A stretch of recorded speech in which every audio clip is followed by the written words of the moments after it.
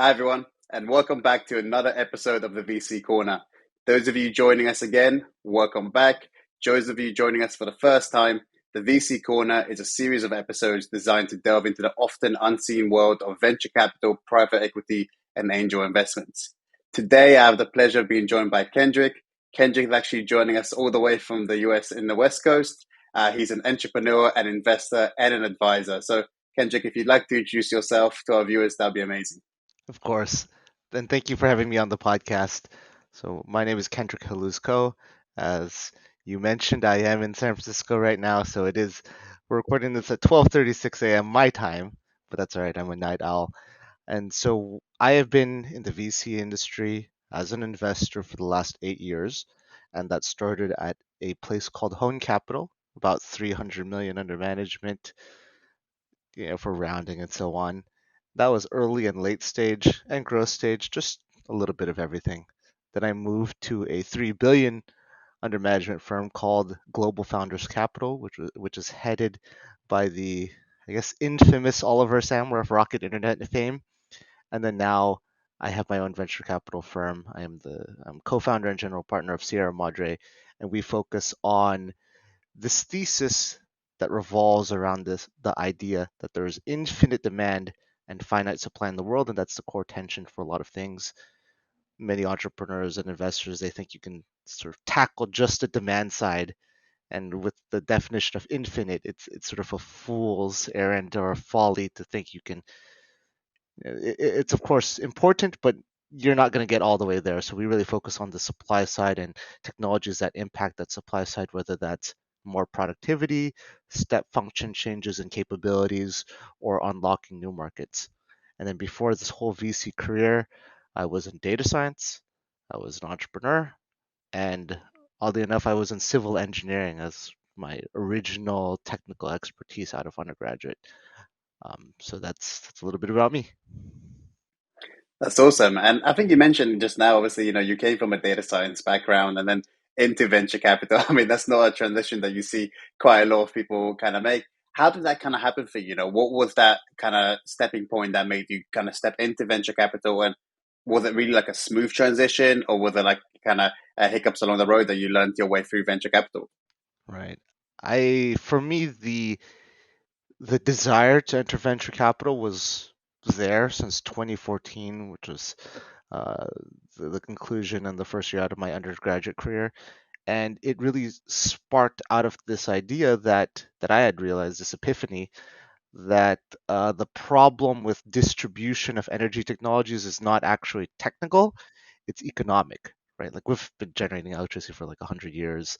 Even solar panels have been commercially available since the 1980s. But the reason why a lot of countries or communities don't have electrification or renewable energy or what have you, it's economic. They can't afford it. And that's what led me to this arc around how do we spur business, how do we encourage private sector development, and how do we encourage uh, economic growth in general, right? So this long idea of being in venture capital was always there. Well, not always, but after my undergraduate career. And then the mechanisms of how to get there. That was the discovery of it, right? So I had this data science background and I started pitching VCs. Look, it's the 21st century. There must be something we can do with data, AI, ML to change the investment process. And this was 2016, right? So some experiments, but not any, very few brand names really delving into it. Even today, it's still a relatively underexplored idea, right? Um, so I found my way into Hone Capital, and that was the mandate: was how do we use how does Kendrick create some things that are of utility out of the data science, machine learning, or AI world for our investment practice. And I did that, but it just so happens most VC firms are like startups, right? You have to wear multiple hats, and once you've got the tech guy in here, why don't you use the tech guy for other things like this software company, right? There's a SaaS company, open source, whatever. Can you help us out here? Like, what do you think? And that was really the transition by chance of AI, ML, data science, data scientist into traditional investor, even if I am armed with some of that technical knowledge. That's awesome. And do you think, because obviously, investors come from all kind of different backgrounds, right? Obviously, your background coming from data science, do you think that kind of background that you have and that technical knowledge that you have kind of influences your investment decisions sometimes? Do you think it kind of maybe changes your perspective on some companies that you might want to invest in or you might not want to invest in, given on your experience in the past? I think so. And I think it influences my decision making and my strategy in a couple of ways. One is that, of course, it informs how I think about things, right? If it's I invested in a company called Great Expectations, as an example. It's this data validity, verification software, open source software initially, and then now they're trying to build a full SaaS solution around it. And having a data science background, it helped me evaluate that. There are other companies that have nothing to do with data from a core value proposition standpoint, but the approach I take is what or how might they use data science or artificial intelligence or machine learning to enhance that value proposition, right? And that's oftentimes the brainstorming I do with those entrepreneurs. And then finally, there's a third category of how it informs my decision making or my investment strategy, and that is the overall portfolio construction. I even have this. I wrote this piece up called, I think, diversification and venture portfolio construction, something like that, and it gained a little bit of notoriety. Some famous GPs reposted it. It's got a like on Twitter by Mark Andreessen, and the idea is if, and this is a still controversial and very counter to the traditional VC approach, but if the median venture fund is here, right, and the mean is up here in returns, um, you might as well just approximate the mean, and you would do that by just making a lot more investments, right? Because when you take a lot of investments or a lot of anything, you tend towards that average, given that the average is so much higher than the most frequent outcome. It just says that most people would actually do better if you just invest in more companies. So that's one way that a data approach has changed how I view investing, the overall practice of investments. There are other things, various heuristics that I've discovered are validated by data over time, like the number of founders and sort of like how big these rounds are and timings and so on that I've learned over time after having scraped the data and actually created models around it. But those are little tidbits. Those are um, they're not core big fundamental shifts in how I view the world. No, that's awesome. And I know actually quite a big chunk of our listeners are, in a data science background themselves, working as data scientists, or, that some of them are actually in university, studying essentially to become data scientists. So if there's anyone that wants to essentially make that transition, similar to what you did, right? They're working in data science and they want to step into the venture capital world or, the investment world with their technical skills. Is there any advice that you give to someone that wants to make that kind of leap and I guess kind of a little bit of a shift in their career? Well, one, I would say definitely reach out to me, and I'm happy to brainstorm with each individual person. Other than that, the advice I would give is to treat it as a small data problem often, right? Like one time I was once upon a time I was working at Amazon, right? And one of my jobs or privileges was to see the health and the aggregate health dashboard of a family of consumer devices like the Kindle, the Fire Phone, the Alexa, right? And you're talking about literally millions of devices. You can aggregate it and cut it up in different ways, and we had to figure out what to measure and so on. And at least at the early stage, but even at later stages, the for venture capital or startups, the data is far more constrained, far more sparse, and you have to be far more creative about it because there is a very thin playbook here to deal with, right? If you've got two gentlemen and a dog in a garage, and that's the startup that you're trying to glean some insight from using data science, you've got to be really creative and you've got to find data that's really just for that situation, right? Or how might we quantify product market fit, but for this company, that's going to look dramatically different than for this company, right? So it's something, it's a transition or an adaptation of a data science career that requires a bit of creativity, I would say. No, that's awesome. I think a lot of people might potentially actually hit you up to Yeah, kind of sure. find out. But I mean, it's an interesting aspect. It's an industry that a lot of people could potentially want to explore and see essentially how that element can come about. But can't you kind of taking a bit of a leap, I guess, a little bit further backwards from currently, into your entrepreneurial journey? What I'm kind of keen to understand, is around the companies that you essentially, potentially working with, and the companies that you've started up, and how that kind of came to be. Obviously, you had both sides of the investor perspective, the entrepreneur perspective, and how does that kind of work in unison for you right now? For me, I try to, and feel free to correct me or ask another question if I'm interpreting it incorrectly. But for me, I view it as helpful from an empathy standpoint to know the entrepreneurial struggle, to think about the world in a very similar way, as far as I have to reach product market fit, but I also have to balance the reality of, mortgage, health insurance, payroll, whatever else, plus navigating investors and sometimes getting your butt kicked by hearing a lot of no's. Interestingly, my position as a VC right now, having in the process of working on my own firm, it in itself is an entrepreneurial journey, and I've already had to hear a lot of no's from the people I ask for money from. Right, so there's this uh, two sides. Like I didn't have this facet as a tradition as a VC in another institution, but now it's in my own institution, right? And you get all sorts of questions, you get all sorts of requests for proof points, interviews, references, and so on. And it does remind me of my time as an entrepreneur, and it reminds me even today to understand that entrepreneurial struggle that the founders go through, right? Um, I don't know if I interpreted the question correctly, but hopefully that just Yeah, gives you no, some insight.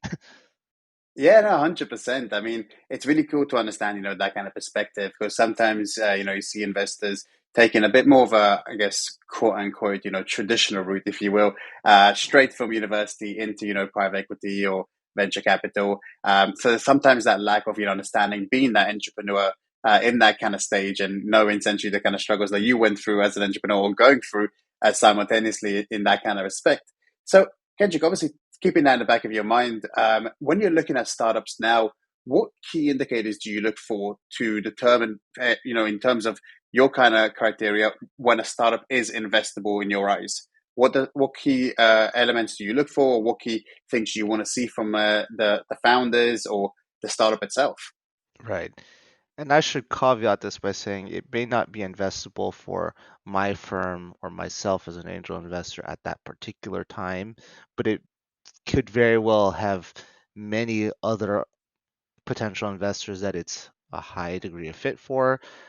And then there's a number of other factors. But so I will just use the criteria that I use, right? And that we use at Sierra Madre. One is this idea of founder problem fit. And a lot of people think founder market fit, right? Does this founder have a lot of background in this particular space that they're building? I view it, or I interpret this product founder problem fit a little differently. And that is to say, at every stage of a startup's journey, there is some kind of critical need, right? For a foundational AI company, it's going to be highly technical. You're going to want or be looking for some world class research backgrounds, right? Other types of businesses might be like a CPG startup, right? Or like a consumer, direct to consumer startup. You're going to want to see somebody with a lot of marketing, sales background, right? And if that's the critical need of the business, you could have two Stanford PhDs, Stanford Harvard PhDs who went to work at Google as software engineers, and they could be working on a pet food company, right? And the triggers for most VCs are there like, wow, they have the pedigree, they've got the work experience, they're technical, but that doesn't match the core needs of that company, right? Or the core requirements that will be the make or break for that startup. And I look for that degree of fit.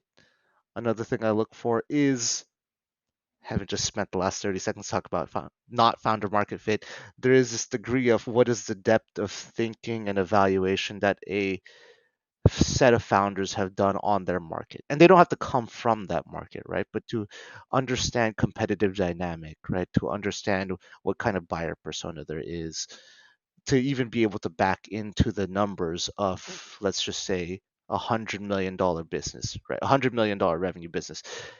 If you can back into the bottoms up math into that, what are the levers? How sophisticated is that thinking, right? These all show that a founder or founders have really evaluated, made their way through the market, and they have a prepared mind, so to say, right? And so those are some of the things that I and we at Sierra Madre use as the proof points or the evaluation points for something that's a pre-seed or a seed stage startup.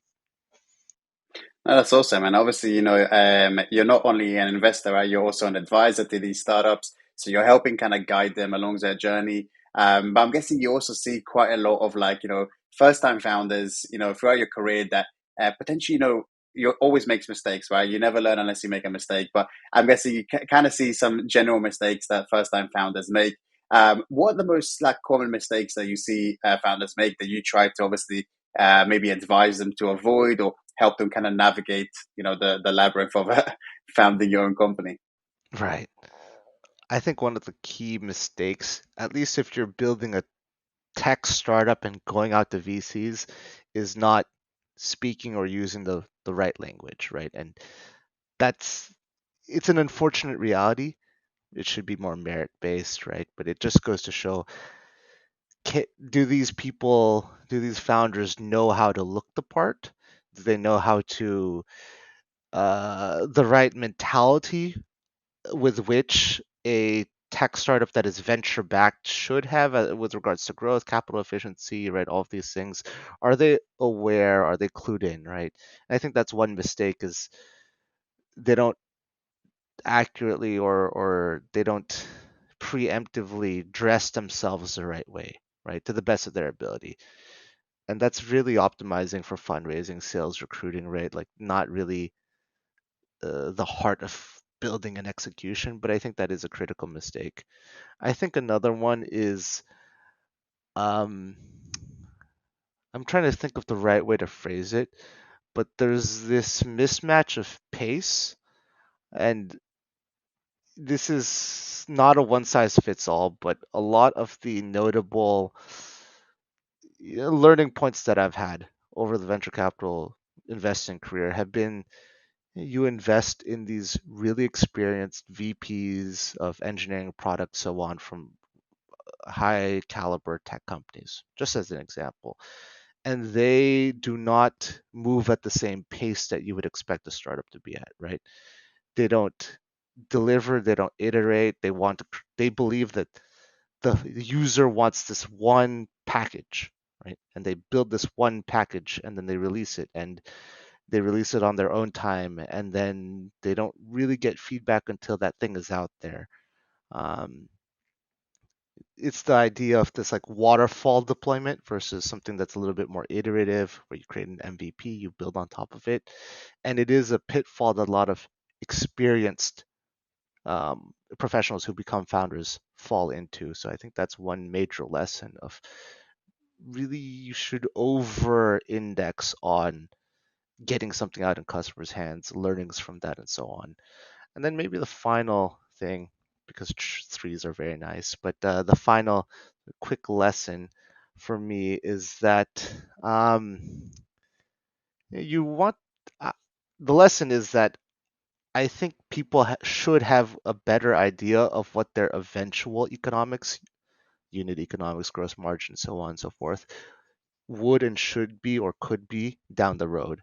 Because I think a lot of entrepreneurs go down one path, assuming that you can improve without really understanding where the economic levers are in their business, such that, we just want to get something out there. We want to get some sales. We want to feel some kind of dopamine feedback from doing this thing, but it might be a misguided effort, right? There are a number of businesses that have negative margins, and there's been no way to crawl out of that pit because there was no investment up front of time, of energy, of effort to figure out, is this product configuration really the right product configuration? Can it actually lead to a business rather than sort of a money pit?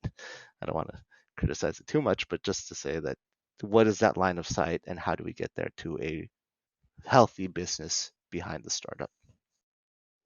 I think it's very interesting. I think it's always kind of like a learning trajectory, right? It can be at different points as well during the startup's growth and the startup's phases. Obviously, when it comes to investments, you can always be like a full life cycle investor. You could be an early stage investor. You could be a late stage investor. For you, where does that kind of sweet spot sit? Where do you really want to, or where do you usually actually insert yourself into a startup? Is it really in the early stage, mid stage, late stage? Where's the kind of element for you guys?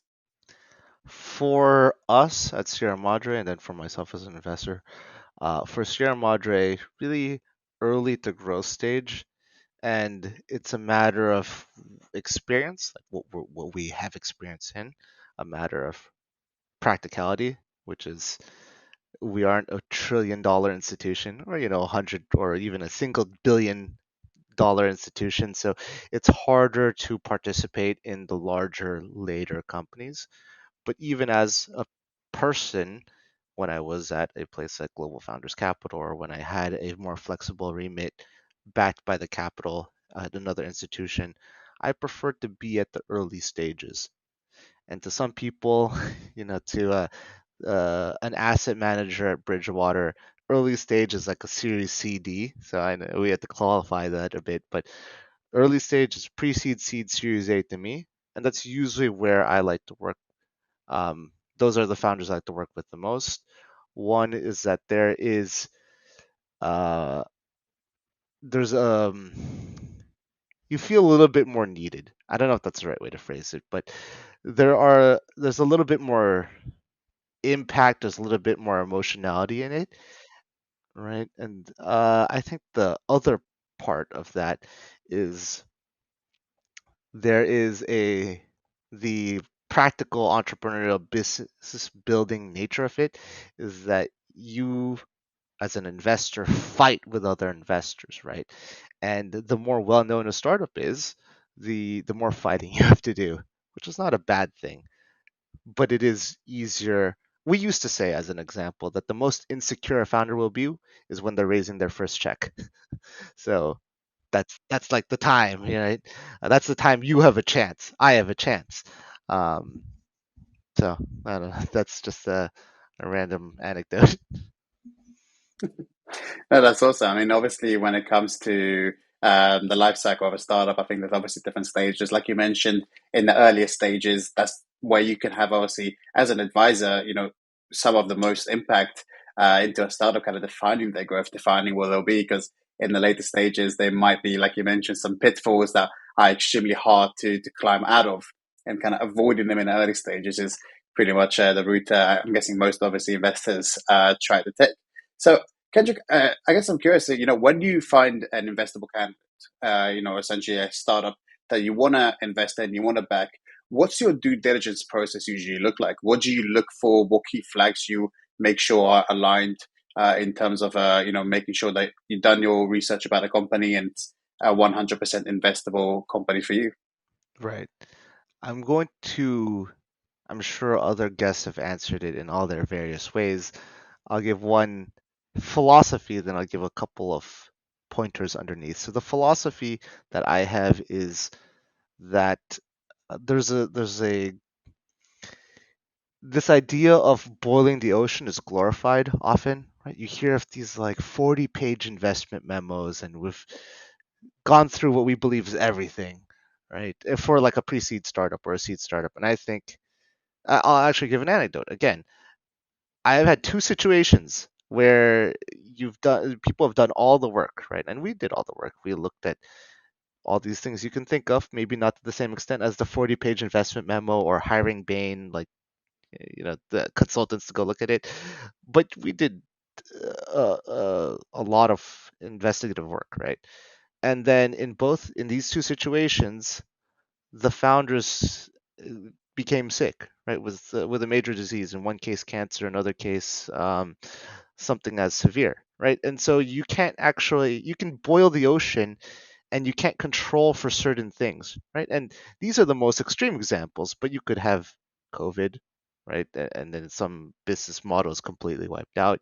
You can have another situation where a major backer pulls out, some technical stack improves, right? Like here was wave one of GANs, which are generative adversarial networks, which were used to create images, and then you have this new architecture, which is just fundamentally better, order of magnitude better. Well, what can you do?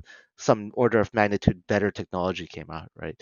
So even if you try boiling the ocean, you're not going to catch everything. So I have this philosophy that you want to do uh, to not boil the ocean effectively, right? You want to look at some key factors. You want to look at plausibility. You want to evaluate headwinds, tailwinds, and then the dynamism of that team, right? To navigate these routes.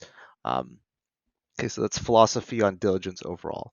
Now, some specific pointers to me, I actually care a lot more about market than the traditional early stage investor. And the way I phrase it is market defines the outcome set, right? This selection of market and so on and how it turns out means you can support, or there could feasibly be $100 billion startup in that category.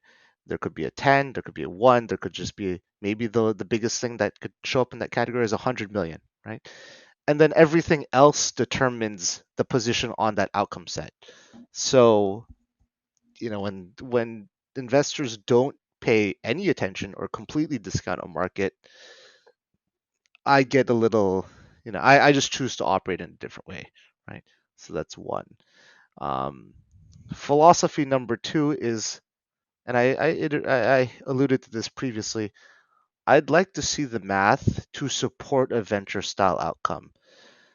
You can try to convince me that the market will grow. You can try to convince me that, X percent or Y percent of these buyers will convert, or these are the benchmarks, but they have to be plausible to me, right?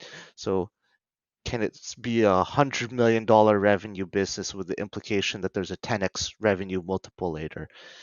Can you support an 80% margin or a 70% gross margin, or is the math too fantastic for me to be feasible? And even going through that exercise, I think, is one, helpful for the founders, but two, something that a lot of founders and a lot of VCs don't have that much experience in. So Yeah. hopefully that's a good, from top to bottom, coverage of the diligence that I do.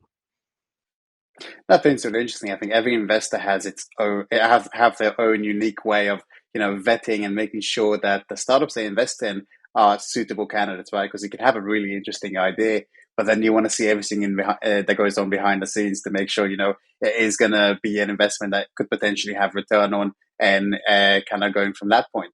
And Kendrick, obviously touching on the area that you're most involved in, data and AI. I think it's a super, interesting topic right now, especially in the last few weeks as well. But I think there's so much going on, in the realm of AI, in the realm of data. Um, I guess something I'm pretty curious about is, what is really exciting you right now in the market? What maybe company that you're maybe involved with, or not necessarily involved with, that about, is really kind of exciting in terms of technologies or in terms of what they're doing in the market. Is there any kind of examples that you can share with us? Um, Maybe I'll answer it from like the tech side of things and then working the way Yeah, to maybe a 100%. specific example. I know that the flavor of the year is this generative AI wave, and we're seeing shades of 2017, 2018 when all the rage was AI, but for self-driving cars and deep learning. So, and Nvidia was at that point at an all-time high, if I recall, and so now we're at history repeats itself. Um, so I can't pull out the crystal ball here, but I do think that there's going to be some exciting developments, both in application and in the infrastructure to support generative AI and predictive AI. And that's probably a prediction that nobody is surprised by, of course, right? I do think that if I were to make a specific claim about this generative or predictive AI space, I think that there will be a coming boom in the ease of use for creating and defining new, not just generative bots, right, like the ChatGPT playground, but an added layer of sophistication. We'll call it some no code stuff, some low code stuff of how to define and deploy whether these are agents that are autonomously doing actions. I call it RPA 2.0, or their particular uh, things like chat interface.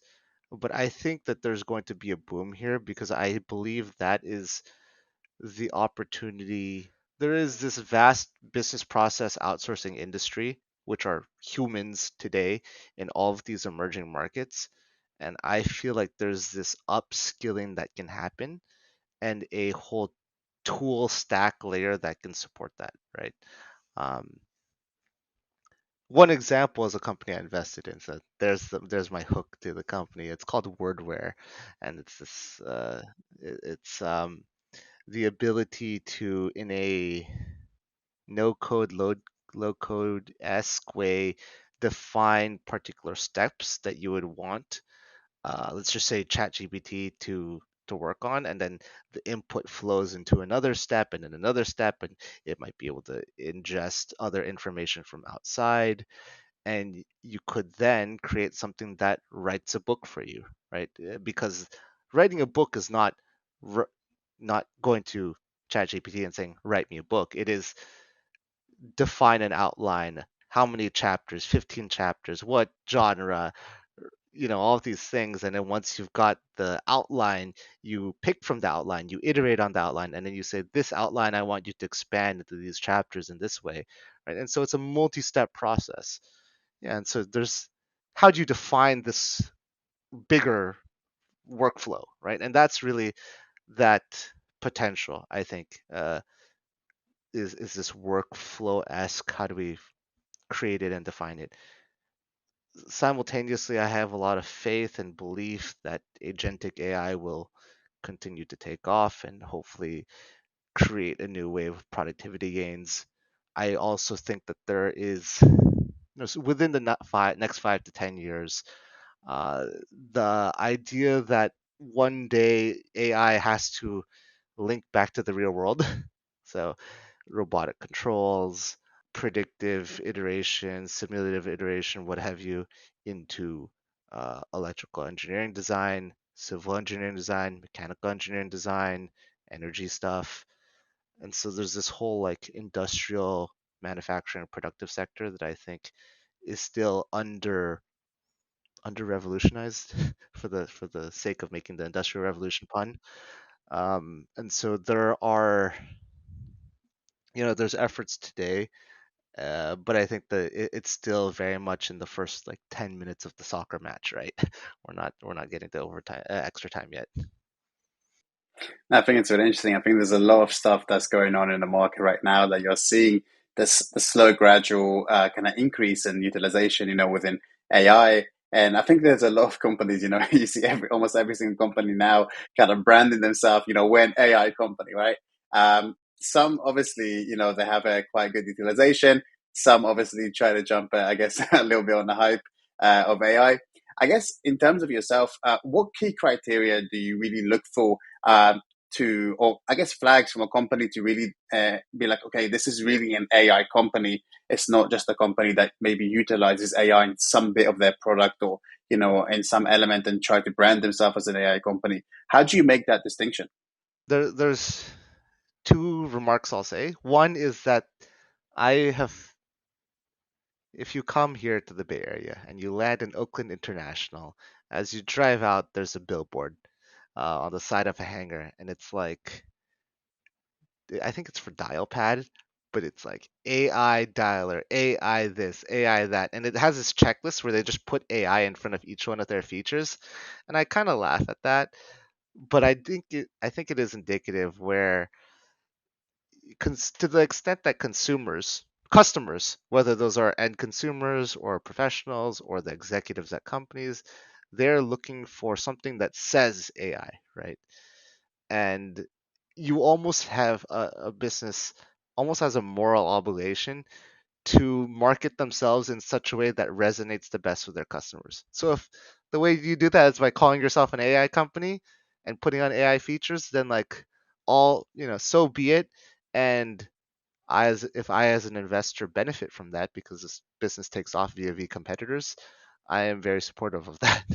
Um, so that's comment one. Comment two is that there are a number of companies, and this is part of my advisory work, consulting work, but there are a number of companies that use AI, right, in the service of another value proposition. So if we take Slope as an example, it's this whole layer around B2B payments, right? And then they've also do some buy now, pay later, but for B2B as well. And they are using artificial intelligence. In this case, they created something called Slope GPT, I think, and then they augmented that with other AI driven functionality. And all of this is to better evaluate transactions, better classify transactions, easier, more reliably, cheaper than a rules based system could. And as a quick illustration, this is not really getting into the heart of what they do, but as a quick illustration, you might have a description of a transaction, right? And you could ask GPT, especially a particular configuration of this, like, LLM, is this closer to risky or farther away from risky? Are these terms and these words more closely associated with the fraud, or are they farther than fraud, right? Um, so trivial example, but just a use of how AI might support a value proposition.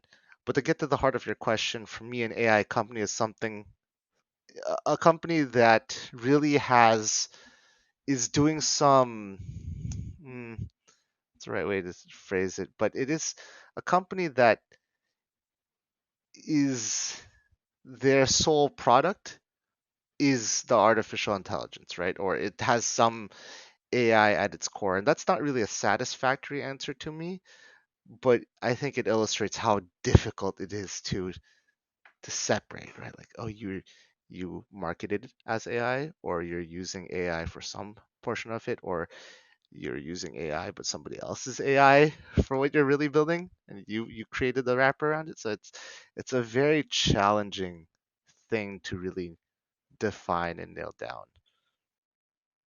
I think it's really interesting. I've seen quite a lot of companies now in the market that have this really cool like product or service offering.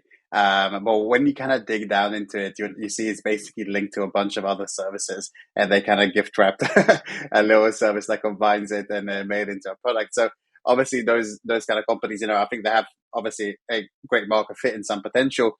But it's quite interesting to see, how investors' perspectives when it comes to these kind of AI companies look at. And I guess, Kendrick, in terms of the companies that you invest in, obviously there's going to be some nuances when it comes to like, geographic focus, maybe currently or maybe in the past. Where's been predominantly your kind of focus? Obviously, I'm guessing, you're based in the US. So I'm guessing there's been quite a lot of focus in the US, but has there been any other kind of geographic areas that you touched on, or is it mainly the US? How do you really kind of see that market right now? For me, it has been a little bit more global than a lot of my contemporaries here in Silicon Valley. That's because I grew up in Southeast Asia. I worked in Southeast Asia. I worked in West Africa. And then the last firm I was with, Global Founders Capital, is one of the most active investors in Europe. We're headquartered in Berlin, by the way. So that really led me to this global perspective. Um, of course, I still focus in the United States, specifically here in the Bay Area or Silicon Valley, but not exclusively. Just I just happen to be here.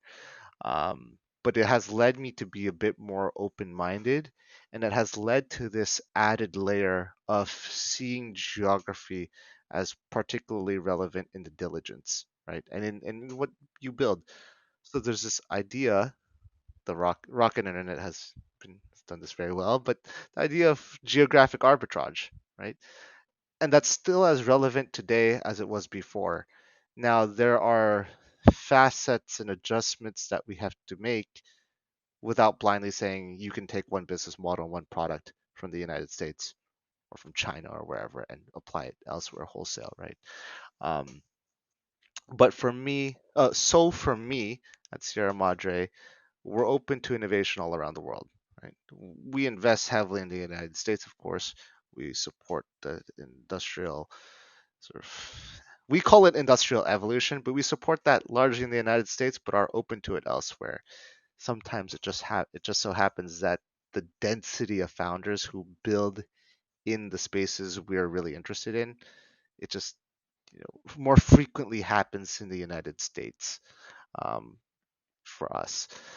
Uh, if I was to create a commentary on the market, though, I would say that there has been generally my observation, right? Just a single person's observation. There's generally been a tightening of interest from uh, venture investors, right? Like Founders Fund, Ribbit Capital, so on. They would have gone further afield to find startups that they really wanted to invest in, right? They might have gone to Southeast Asia. So Founders Fund, as an example, has gone to the Philippines. Um, I think that was a facet of the 2015 or 16 all the way to 2021. And I think that these firms are returning to their core focus. So I think if we were to give actionable advice, go look for your local VCs. That's really interesting. And in terms of kind of different regions, obviously, you've had quite a wide scope in terms of a global focus, if you will.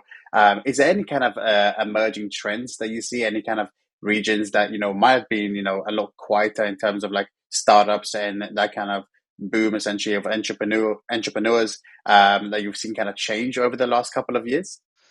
Uh, that's a good question, and I think that there have been booms. I'm not the best person to speak to them, but there have been booms in Latin America, in Southeast Asia, likely in other geographies, some countries in sub-Saharan Africa, as an example. I can't really give you a good expert opinion on how those ecosystems will do today to the next 5 years. I do think that there's this one facet that makes it a little challenging, or that investors have to go into things eyes wide open, I should say. There is this question of what is the outcome that as an investor you're looking for, right? I need a $1 billion startup to make my money back compellingly, or I need a $10 billion startup, right? Because a lot of venture firms here in Silicon Valley, they actually need a $10 billion outcome, right? Or $100 billion outcome, or 10, $10 billion outcomes, right? Um, and there are a lot of geographies in the world that have funds that require big outcomes, but don't actually have the capital markets, the exits, the revenue potential to support it. So at least in those certain categories that you might invest in, right? So that is a thing that I think will bite more investors in the back, right? Coming up, because I mean, I have friends in Southeast Asia, right? And I know some of the GPs and big firms there. And if you do this math, it, it's uh, it's scary that there might not be enough value creation that exits to support them being considered a success. And so what do? I don't know, but that's something that emerging markets investors will have to navigate. That's really interesting. And do you think that there are like any kind of challenges or potentially benefits as well, as opposed to being like a local investor, like you mentioned, for example, let's say somebody purely investing in the United States market, or there's somebody that kind of branches out and goes out. Obviously, I'm guessing there'll be challenges that come, branching out and investing in their startups abroad, but there could potentially also be benefits or also drawbacks that kind of come with it. Is there any ones that you think are like really big ones that people have to overcome sometimes when investing abroad, or when focusing on the local market? Yeah, a couple of them. And one is that lack of familiarity about a market. And a classic example here is uh, Silicon Valley or London or Berlin, those kinds of investors then parachuting. Uh, it's sort of a derogatory term, but you get it. I mean, like they somehow end up, and no matter how much work they do, they can actually work to become well aware of that market, but many of them don't or have this impression that that market is a smaller, less developed version of the United States.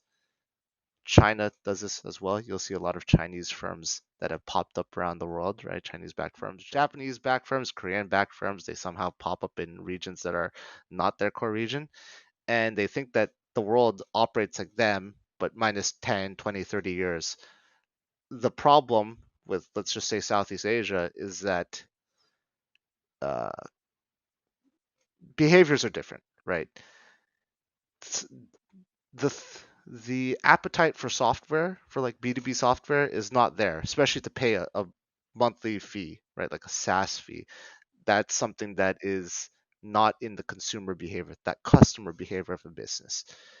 And so thinking that, oh, this is just the US but smaller and earlier, like that mentality doesn't get you very far, right? It leads you down the wrong path. Um, Ditto, that same thinking for unit economics, right?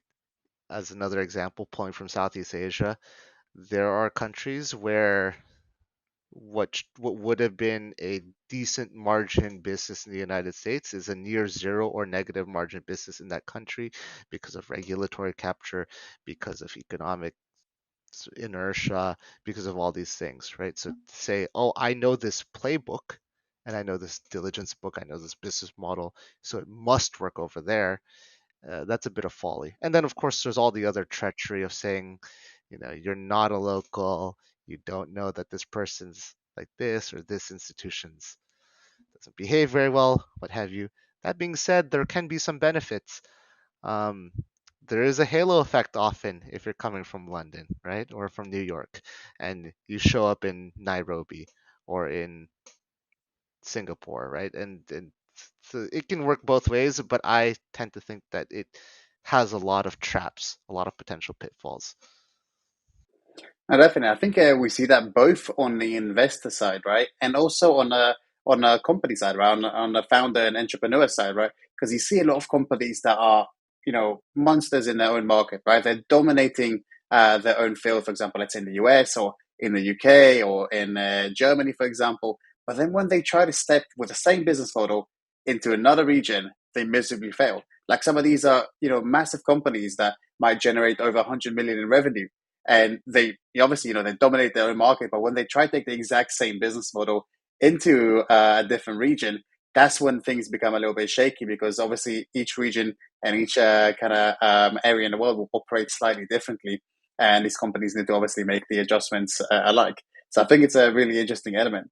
And Kenji, kind of going back to AI and machine learning, I think one really interesting thing that we spoke about previously prior to this is stuff that you've personally built, utilizing AI and machine learning to aid essentially in the venture capital world. Can you tell us a little bit more about that? I think that's a really interesting element. Yes, of course.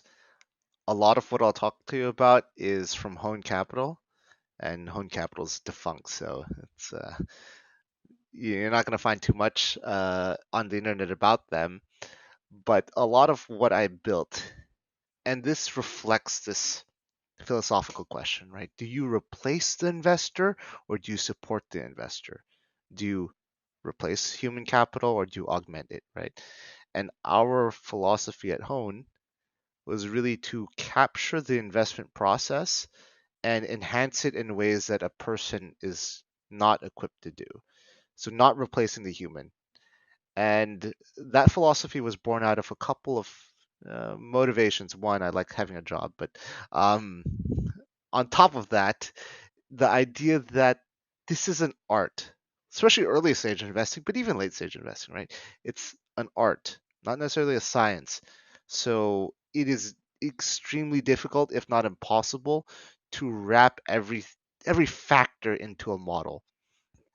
And that's why this idea of how do we augment the decision maker or how do we augment the analyst was the approach I took. So one example was this model that one of my team members made, which evaluated growth rate of a startup and tried to match it against a series of benchmarks that included other unicorns, right? And to say, uh, is this growing, like a unicorn? Is it not? Or where is it slipping? Or what's going on here, right? And that's something that would be a far more difficult problem for a human, especially to match against 100 unicorns, right? Of the pass on a series of metrics.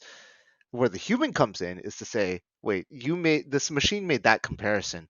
Are these two companies even relevant? Like you grew like Uber, but your B2B enterprise sales, like that doesn't make sense or that doesn't match or there's something where this is not so relevant, right? That's one example. There's another example that used a model that I created that used a series of factors, about 20 factors of a potential 500 that we evaluated. And using these 20 factors, it said, this is the percent probability using a random forest classifier. And we had to iterate to figure out that this was the model that really made the most sense. But using a random forest classifier, is this startup likely to raise a Series A given it raises the seed or not? Right. And the corollary from there was we then built a model that was it raises this Series A, what's the probability it will get to Series B? So there are a number of models, and that was used as an assist for the human. Right? The human would say, "Oh, my confidence is of them getting to Series A or C to Series A is this. What is the machine's confidence? Oh, that's interesting. Why is there a difference? What are the factors that make it so?" If we were to take if you'll indulge me, just one little expansion of this anecdote, there was one analysis that I did that looked at who the seed investors were in a startup, right? And how is this predictive of the probability that this company raising the seed would get to Series A? And this set of sort of the analysis and the model determined that it was not the first most successful investor on a cap table that mattered the most, nor the second, but the third most successful. And by successful, I'm talking about the seed to A graduation rate. So if you had one firm that was an investor that had really great conversion rate, and then the next two investors were nobodies versus a startup where there was three investors on that cap table that were all above average but not exceptional, that second case was more likely to raise that Series A. And so, why is that, right? You ask some questions, and my hypothesis is it's because this is a community, right? It takes a village, and not only does it take a village, but you want different skill sets, perspectives, support structures, and maybe some of that commentary about contrarian analysis is needs to be caveated, right? Because like one sort of outlier versus like a tribe that does believe in you and they all see the vision, right? So there's some extra commentary to be had there, but I'll digress because that's far more commentary than we have time for. No, that's awesome. I think there's quite obviously different utilizations and different elements that this can come in, really handy, really interesting, having that perspective of a different kind of stat essentially to compare your thoughts to or your kind of understanding of the startup or whether it's going to get to a Series A or a Series B. I think that's a really interesting kind of comparison to make. But I mean, Kendrick, in terms of yourself, obviously, like we mentioned earlier, I think we touched on it a little bit. Obviously, you invest in a startup, but you don't just kind of invest and step back. You're also an advisor to these companies. So, in terms of the startups you invested in the past or startups you're currently involved with, how much involvement do you typically like to have with these companies? Do you like to be really hands-on, essentially, with the founders, or is it more kind of like an advisory kind of piece that you tend to typically take? or are there any kind of examples that you can share with us? Of course. And I should say that there are startups that I am an investor in, and they're off to the races and they don't need me. There are other organizations that I consult or advise for, and that's a professional relationship that I don't have any investment in. So we have to accommodate the whole landscape. But as an investor, I don't like to force the issue, right? Like not every startup wants provide at all times, right? Some are perfectly fine and they just wanted the money and a friendly shoulder, and I can provide that. There are others that want a lot of advice and want product direction or want brainstorming on KPIs to go and vision and so on. Happy to be there. There's some others that want some data science input, and I'm there as well. So it really depends. And there are yet another set of founders where the the most desired value add that they want from an investor is silence. So they don't want they don't want their investors to come to them at all, right? So that's I accommodate this whole spectrum, and I usually describe it to founders as a pull function. So you need me, or if you send me an update, okay, I'll see it. If you know that I can provide something in particular, go ahead and ping me. Otherwise, I have faith in you. That's why, we invested in you because you're the expert and we are the supporting cast. Um, those some examples, and just this is more illustrative of an overall relationship. But there are some founders that I have been privileged enough to attend, to be invited and attend their weddings. Right?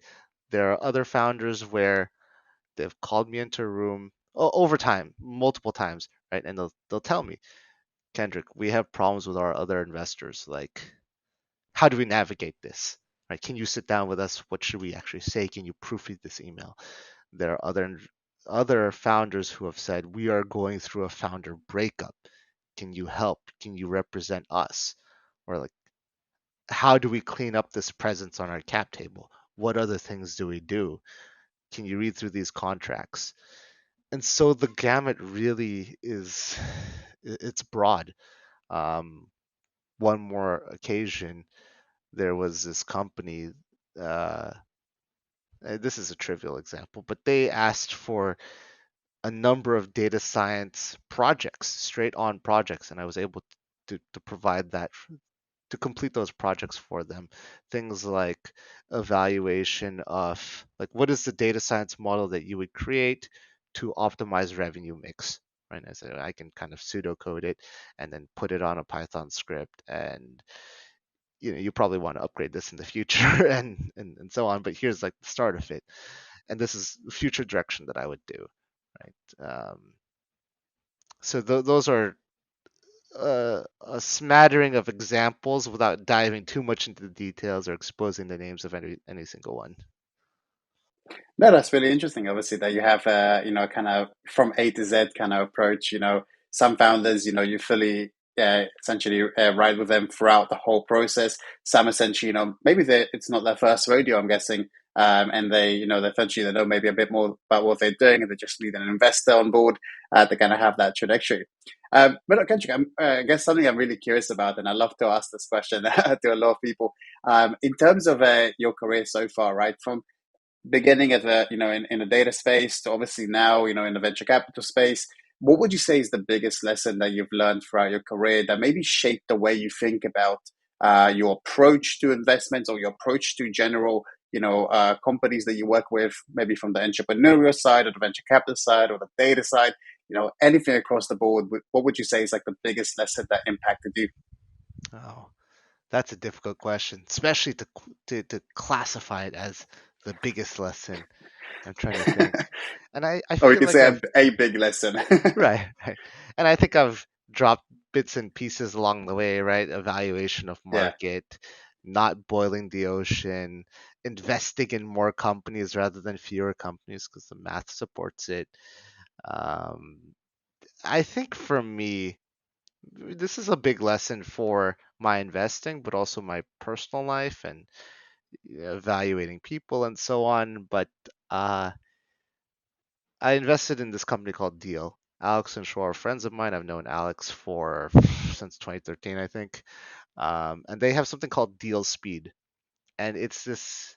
He goes into it more when he was talking to somebody, but this idea that to build something important and meaningful, it has to be your passion, right? It has to be I don't want to say all consuming, but very consuming, right? So he Alex as a CEO is maybe the easiest example for me to draw because he's on WhatsApp 24/7, open to his customers. A customer can ping him, or an investor or a friend like myself can ping him, and he will respond in like 1 minute, and it could be something trivial, and he's just always clued in because he wants to build something big and important, right? And I think that's really an indicative lesson for me. That's amazing. And I think off the back of that, I think there's also like caveat. Obviously, there's lessons that you learn throughout your career and stuff that kind of helps you shape your way of thought. But there's also people that I guess that impact you along your journey. If you were to kind of pinpoint, a piece of advice or a piece of well, I guess yeah, advice would be the best way to categorize that. A piece of advice that somebody gave you at any point of your career that made you think, what, I want to, take this with me and I'm going to implement it in my day to day or essentially my career. What would that advice be, and how would you kind of relate to people, starting their career now and kind of, wanting to partake in it? Right, I'll cheat. I'll give two, and one is commentary on advice, and uh, I get a kick because sometimes I hear. I've been fortunate to have 8 years in the venture capital industry now, right? And some of those companies I invested in the past have now done well, and that founder is now rich or exited or whatever. And sometimes you see these people, whether in a podcast or in the news or on a guest lecture, and you hear their story, right? And they might give some advice, and quite often it's post hoc, right? At the time in the trenches, it was a mess, right? There's like stuff flying Yeah, everywhere and so on. And then when they tell the story, quite often it is the narrative is cleaned up, right? Like I knew it all along. We were going to succeed because of this, and I'm not going to say everyone has that, but it's somewhat of a human bias and human tendency to try to instill order where there's chaos, right? And to make the story make sense. And so a lot of the advice is one, take it with a grain of salt. And two, what I've noticed is that you've seen it before, right? There are people who say that they're billionaires and they sleep 4 hours a day. There are others who sleep 8 hours or 10 hours a day. They wake up at 4 a.m. or they wake up at 9 a.m.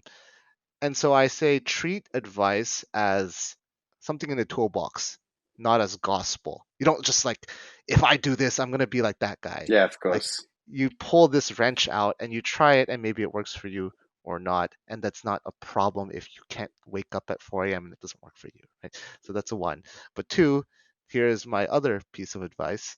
Um, but this is not relevant to like investing or entrepreneurship. Maybe it is, but this idea that like people are irrational, right? Like, oh, why did that person do that? That's so irrational. That makes no sense. And I've learned, and the advice that I got, the lesson I learned was that everyone's actually rational. You just haven't figured out their utility function or their framework, right? Like, why does that individual who's, let's just say, a woman from France with no relation to ISIS join ISIS, right? And like that makes no sense. It doesn't seem rational. That seems crazy. And yet there is probably, I would assume, there's some utility function underpinning that makes it rational within that lens, right? Like there's no hero's journey, there's no self-actualization, no sense of belonging, there's no cause that person was able to attach themselves to, therefore they attach themselves to ISIS, right? That could be a rationalization, and it could fit this pattern that you might otherwise think is crazy.